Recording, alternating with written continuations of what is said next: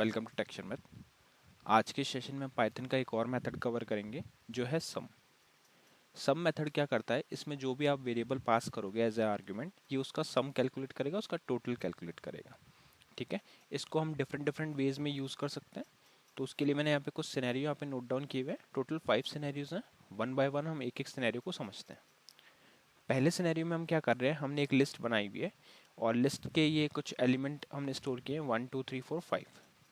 ठीक है, अब इसको यूज़ करने का सिंटेक्स बहुत सिंपल है। आपको लिखना है सम और उस मेथड के जो पैरेंथेसिस है उसके अंदर आपको उस वेरिएबल को पास करना है जिसका आपको कैलकुलेट करना है टोटल। ठीक है, तो अब ये क्या करेगा, सम मेथड इसको पूरे इसके जो एलिमेंट है उन सबका टोटल निकालेगा। तो अगर आप यहाँ से काउंट करोगे तो ये 15 टोटल आ रहा है ना। तो इसको चेक करते हैं, फिर हम उसके बाद में जो भी आउटपुट आ रहा है उसको प्रिंट कर रहे हैं।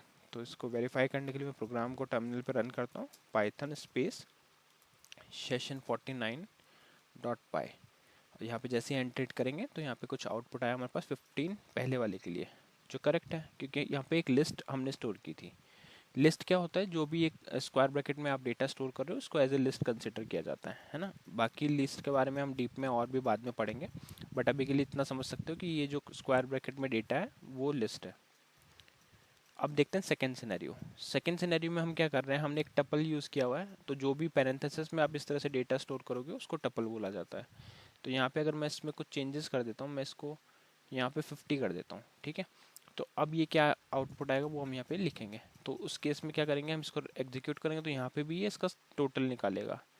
तो इसको अगर हम वापस से रन करें तो यहाँ पे अब आउटपुट हमारे पास आ रहा है 60, जो करेक्ट है क्योंकि अब यहाँ से 4 + 3 + 2 + 1 10 ये हो गया और 50 ये है। तो टोटल हमारे पास आउटपुट कितना आया, 60। अब देखते हैं थर्ड सिनेरियो। थर्ड सिनेरियो में सपोज आपके पास कोई एक रेंज है, उस रेंज का क्या टोटल हो रहा है वो हमारे को अगर कैलकुलेट करना है तो उस तरह से हम कर सकते हैं। तो सम मेथड में आप क्या कर रहे हो, रेंज को पास कर रहे हो डायरेक्टली। आप चाहो तो एक वेरिएबल में स्टोर कर सकते हो रेंज का डेटा और वैसे भी कर सकते हो, बट अभी के लिए हम क्या कर रहे हैं, 1 से लेकर 6 तक है। तो 6 क्या होगा, एक्सक्लूड हो जाएगा। तो 1 से 5 तक का जो भी टोटल होगा वो आ रहा है आपके पास 15।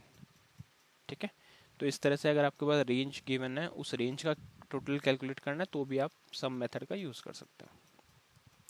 फोर्थ सिनेरियो में क्या हो रहा है, फोर्थ सिनेरियो में हमने लिस्ट में वैल्यूज स्टोर करी है बट ये डेसिमल वैल्यू है।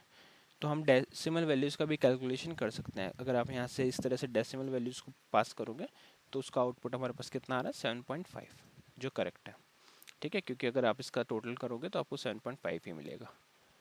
अब हम देखते हैं नेक्स्ट सिनेरियो। नेक्स्ट सिनेरियो में हम क्या कर रहे हैं, एक डिक्शनरी का यूज़ कर रहे हैं। डिक्शनरी क्या होती है, जिसमें की और वैल्यू के पेयर में डेटा स्टोर होता है। तो जैसे ये की है ए, इसमें अगर आप वैल्यू देखोगे 10 है, बी में 20 और सी में 30। इसमें थोड़ा सा सिंटेक्स में चेंज है। यहाँ पे आपको क्या लिखना है, सम के पैरेंथेसिस में लिखना है डेटा डॉट वैल्यूज़।